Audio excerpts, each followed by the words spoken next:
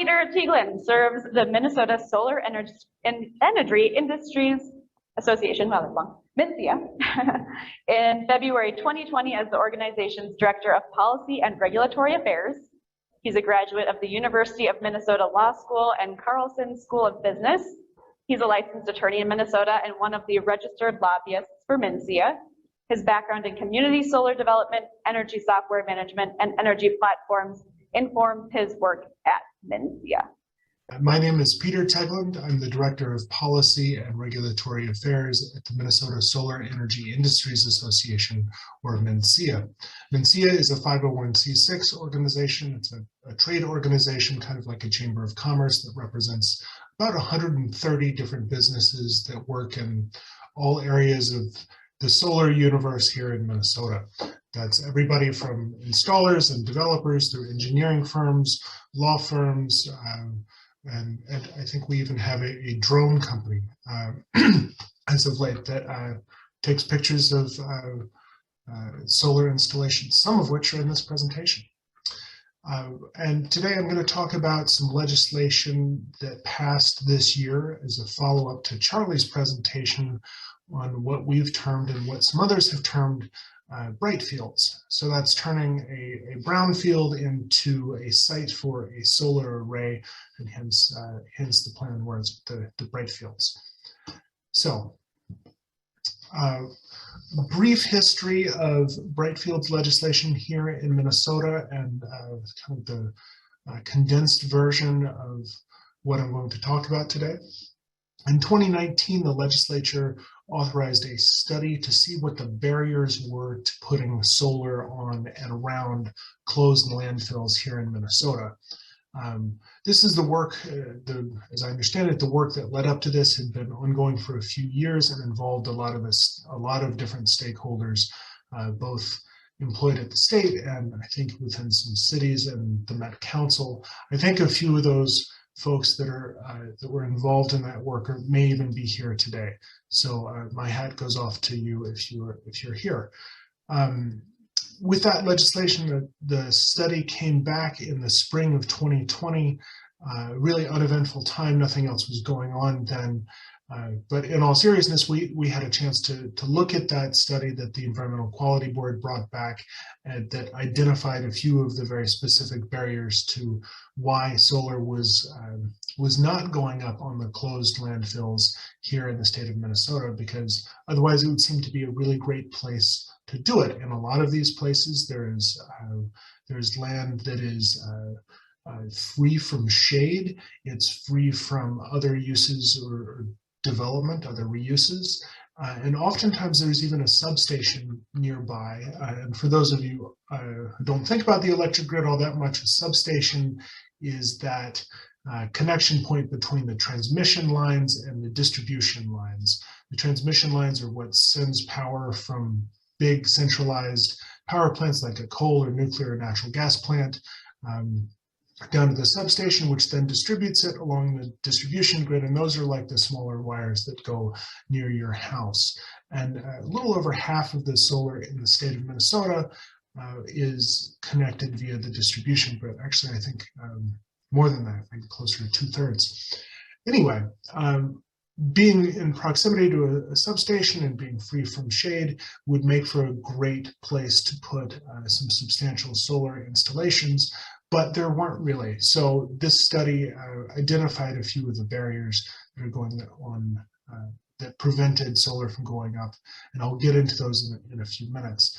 And then this past spring, we passed some legislation that was targeted at those barriers in ways of overcoming them.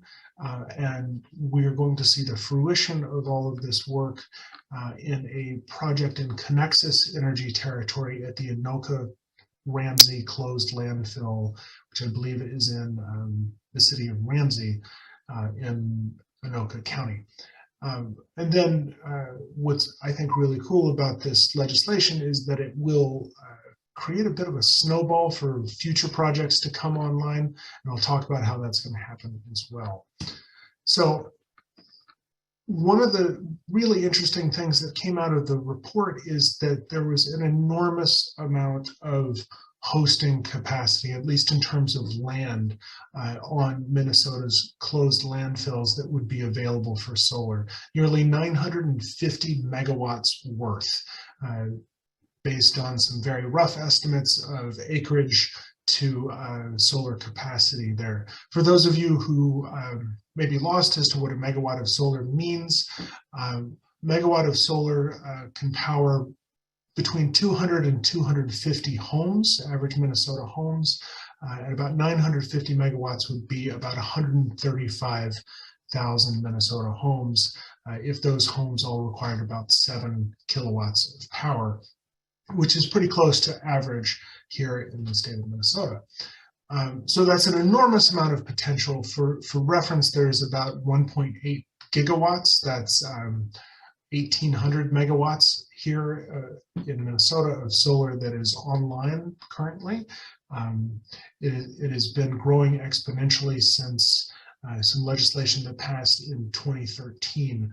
In 2013, there was, I think, about 13 megawatts of solar here in Minnesota. So this is really exciting for our world, obviously, and this is the legislation and the kind of intersection with between solar and brownfields here, because that study found an enormous amount of potential, but also identified a few barriers. The biggest of those barriers actually is that when these closed landfills are being paid off using general obligation bonds, those landfills are prohibited from doing anything else. That land needs to be a closed landfill, and a closed landfill only for, I believe, 38 years is the typical term for those bonds. So as long as there was any money, any debt outstanding on those bonds, the closed landfill couldn't host a solar site that would be anything more than ancillary in its use. In addition, the statutory language contains some prohibition on restrictions for further beneficial use. And then lastly, there are a few technical barriers with solar on closed landfills. I'll go back a couple of slides to this photo here. And I don't know if you can see my mouse here, but I want to draw your attention to what's under this line of solar panels right here. Those are ballasts, and this is a bit unusual for a solar array. This is actually a picture of a solar array in Massachusetts. Oh, you can see my mouse. So yeah, we're talking about these little things here. And this is a ballast here, which prevents the poles from digging into the land around a closed landfill, which you may not want to do because closed landfills are closed for good reasons. So those are some of the technical challenges, and those ballast systems actually increase the cost, the per watt cost of a solar array in significant ways that may provide some hurdles for development there. Not insurmountable ones, but they're there. So the legislation that came about this year in a bit of a whirlwind of legislative activity. Oh, hi, I can hear you all in Fridley now. Can you all hear me?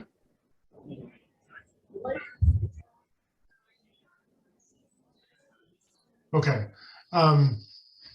So the legislation that came out after a kind of a whirlwind of activity in the legislature this year was as follows. And the legislation was authored in the House by Representative Lippert and in the Senate by Senator Pratt.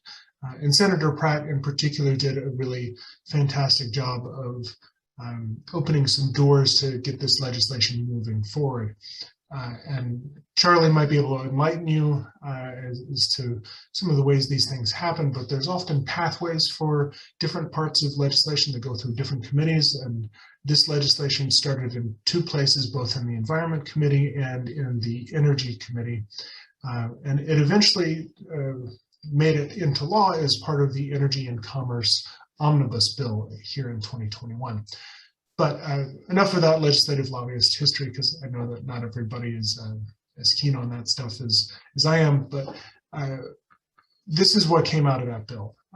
Turns out that there was only about $100,000 left on the general obligation bond associated with this landfill. So that made things, made the legislature a lot more willing to pay it off early, therefore freeing the land from the burden of this particular bond. So with that barrier knocked down, the next big thing that really needed to be, or door that needed to be opened, was a change in the statutory language around the closed landfill program to specifically allow for the use of solar as a beneficial reuse for the land. And then lastly, and I think this is the really insightful and cool part of this bill, where the lease payments for this pilot project on the Anoka County closed landfill are actually on the skirt land around it, will be used to seed this solar on closed landfills fund. And as that fund fills up with lease payments, it can be then drawn upon for other projects to pay off other general obligation bonds on some of these other landfills. And the Anoka Ramsey landfill, what's so special about it? Well, a couple of things. It was identified as one of the top 5 sites that were burdened by general obligation bonds in that Environmental Quality Board report that came out in the spring of 2020. And secondly, there was an off-taker for the project, Connexus Energy, which is the cooperative utility up there in the territory of that landfill, wants to do a significant 5 to 6 megawatt project on that landfill and was motivated to get it moving. So if this bill succeeds, if this pilot project continues to seed this fund, I think we'll see a lot of development in that 950 megawatt potential array for solar on closed landfills here in Minnesota. And with that, I think I've probably taken enough of your time, so I'm going to open the floor to any comments or questions.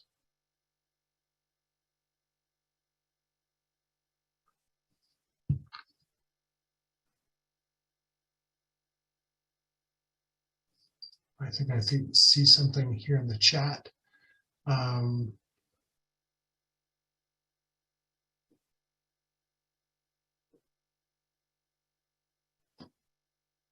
Yeah, I see a private message come in. Is solar actually safe for closed landfills? That's a great question, and it is. Those ballasts that I pointed out earlier in that first photo are what keeps the closed landfill safe. There's actually been a lot of good global experience in putting solar on closed landfills and other sensitive surfaces underneath, and because there are no moving parts in a solar array, it's actually really safe to sit there for the 25 or 30 year lifespan of the solar array. All right. Does anybody else have any other questions? That's right, David. They're safe as long as those ballasts don't contain any PCBs. I'm not a brownfields expert, but I think I got that joke.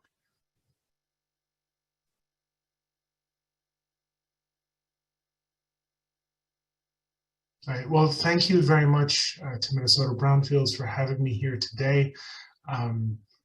If any of you all have any follow-up questions, you're encouraged to reach out. You can either contact Natalie and she can put you in touch with me, or if you want to take down a quick note, I can put my email here in the chat. You're welcome to reach out.